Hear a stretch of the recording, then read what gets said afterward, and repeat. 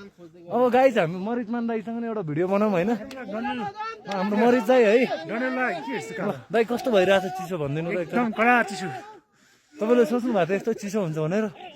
तिमी त के हो ज्याकेट स्याकेट लाएर आइसक्यौ के यस्तो मलाई त जाडो हुन्छ भनेर मैले ब्यागमा हालेर लिएर आएको थिएँ है अब नाकबाट चाहिँ पुरा पसिना आइरहेको छ चिसोले होइन है अब हर्के डन रे है हर्के डन नयाँ सिरियल खेल्दैछु मेरो सिरियलमा आउनु होला तपाईँहरू हर्के डन हाम्रो बद्री दाई आउँदै हुनुहुन्छ बद्री दाई पनि श्याम दाई आउनु न सिरियल खेल्दै हुनुहुन्छ गणेश दाई ल गणेश दाई छुट्नु भएको थियो श्याम दाई हाम्रो श्याम दाईले खतराको टोपी लिएर आउनु भएको छ शेर्पाली टोपी लगाउनु अहिले चाहिँ श्याम दाईको त टोपीको बहुत काम छ बरु मलाई दिनु दाई यो कहाँ यस्तो नेपालमा लाउने टोपी कहाँ लाउने दाई भनिदिनु त